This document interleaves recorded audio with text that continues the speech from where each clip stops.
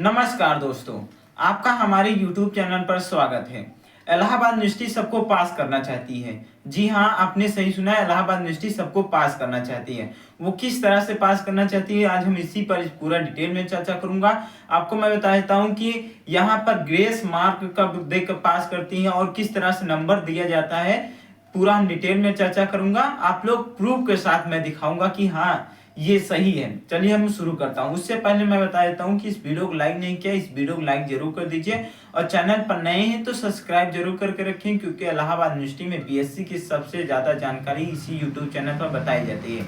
तो आप लोग इलाहाबाद यूनिवर्सिटी में बीएससी करने वाले हैं या तो कर रहे हैं तो आपके लिए बहुत ही इंपॉर्टेंट वीडियो हो जाती है। हमारा चैनल, इस यूट्यूब चैनल को जरूर सब्सक्राइब करके रखें बीएससी करने वाले हैं तो, अगर कर रहे हैं तो। चलिए मैं शुरू करता हूँ। मैं बताता हूँ कि यहाँ पर ग्रेस करके पास किया जाता है। आपको मैं वो बात बताता हूँ जो हमने अभी शुरू में कहा कि यहाँ से पास सभी को करते हैं। तो यहाँ पर ग्रेस कब मिलता है, ग्रेस करके कब पास करती है इलाहाबाद यूनिवर्सिटी, उस पर हम पहले चर्चा करता हूँ। फिर उसके बाद नंबर किस तरह से मिलता है उस पर हम डिटेल में चर्चा करूंगा। देखिए यहाँ पर ग्रेस का क्या मतलब होता है कि आप लोग एक पेपर में यदि फेल हो रहे हैं एक नंबर 2 नंबर से, तब आपको ग्रेस करके आपको पास कर देती है। जैसे कि आपका पहले फिजिक्स और केमिस्ट्री में पास हो गए, अब बचा मैथमेटिक्स में आप लोग 51 नंबर से कम आ गया, जैसे कि 48 आ गया, 45 आ गया, 45 तक को ग्रेस मिलता है। ध्यान दीजिएगा, 45 नंबर तक को भी ग्रेस मिल जाता है, बट अधिकतर लोगों को 50, 49, 48 इतने के बीच में इनको ग्रेस करके पास कर दिया जाता है।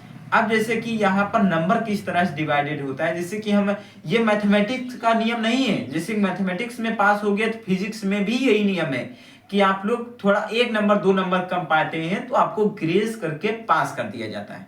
ध्यान दीजिए, और ये बहुत ही, और सभी यूनिवर्सिटियों में ये हाल नहीं है कि आपको ग्रेस करके पास किया जाए। यहाँ पर आपको पास करने के लिए ग्रेस भी मिलता है। ऐसे बीए वाले में भी होता है, ऐसे बायो वालों के लिए भी होता है। जो नियम सभी के लिए एक ही नियम है यहाँ पर।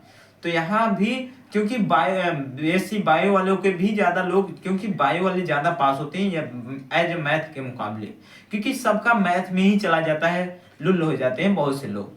तो मैथ में जिनका लग रहा है उसका भी हम प्रोसेस में बताऊंगा, वीडियो में लास्ट तक जरूर बने रहिए। देखिए आपका जैसे कि पेपर खराब हो गया है मैथमेटिक्स का, किसी भी आपका सब्जेक्ट जो भी आपका हो, तो इस समय आप लोग ध्यान पूर्वक ये रखिए कि आपको अच्छी तरीके से पता होगा कि आप पेपर दे के आए हैं, तो आपको अच्छी तरीके से पता होगा कि हमारा कौन सा पेपर खराब चला गया है। क्योंकि यहाँ पर 40-38% अगले बार रिजल्ट आया था, 36% अगले बार रिजल्ट आया था।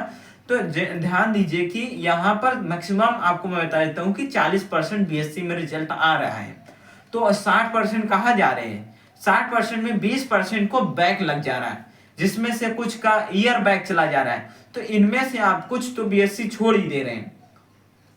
अब ध्यान दीजिए कि आप लोग को क्या करना है कि जिनको लग रहा है कि हाँ मुझे इस सब्जेक्ट में मुझे प्रॉब्लम हो गई है, मैं अच्छा नहीं कर पाया हूं, तो अभी भी आपके पास 1 महीने फिर इलाहाबाद यूनिवर्सिटी मौका देती है आपको, कि आपको लोग जैसे कि लग रहा है कि पेपर हमारे ये खराब हो गया है, तो फिर मौका देती है कि रिजल्ट आने के बाद आपको 5 से 6 दिन बाद तुरंत बैक का फॉर्म आ जाएगा कि आपका इस सब्जेक्ट में बैक लगा है, तो आप लोग इसलिए आप लोग फॉर्म भर दीजिए। फिर उसके बाद 1 महीना फिर आपको मौका देगी तैयारी करने के लिए। फिर आप लोग वहां पर बैठेंगे, पेपर देंगे, फिर आप लोग वहां पास आउट होंगे, तब सेकेंड ईयर में आपका एडमिशन होगा। आप जो पास आउट हो जाएंगे वो तुरंत अपना एडमिशन फीस पेमेंट कर देंगे, 3750 रुपए, शायद 49 रुपए है। तो इसका प्रोसेस हो गया। अब मैं बता देता हूँ कि नंबर किस तरह से दिया जाता है। देखिए नंबर देने को वो टीचर के ऊपर डिपेंड है कि किस तरह से आप कॉपी लिखे हैं। जैसे कि आपका कॉन्सेप्ट सही होना चाहिए, जैसे कि आपका कॉन्सेप्ट सही है, आपका मीनिंग, जैसे कि कह रहे हैं मीनिंग चाहे जो लिख के आए कोई गलत की बात नहीं है कि मीनिंग बहुत गलती हो गई है, मेरे को ये हो गया। तो कॉन्सेप्ट बहुत अच्छा होना चाहिए, मीनिंग में कोई अगर गलती हो गई है तो कोई बात नहीं।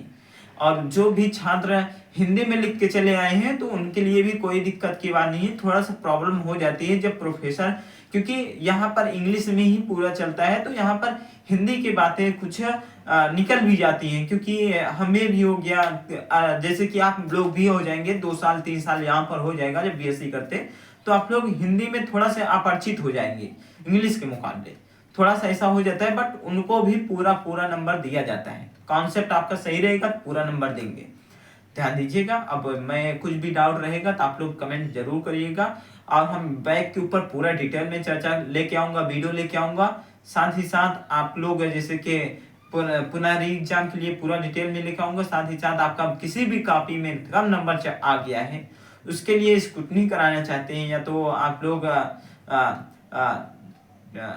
मतलब पुनः कॉपी देखना चाहते हैं, तो उसके लिए क्या प्रोसेस रहता है कि जैसे कि आप लोग अपने मोबाइल से ही पूरा काम करके फिर इलाहाबाद यूनिवर्सिटी के वहां पर डीन ऑफिस में जाकर वहां से हो जाएगा, जो आप लोग फॉर्म भरे रहेंगे उसको जाकर वहां चेक करा देना है कि हमारा फॉर्म पड़ गया है कि नहीं पड़ गया है। तो जिसे RTI बोलते, RTO जिसे बोलते हैं। तो बहुत बहुत धन्यवाद, बहुत आभार। कुछ भी डाउट रहेगा तो आप लोग कमेंट करके जरूर पूछिएगा। बहुत धन्यवाद, थैंक यू।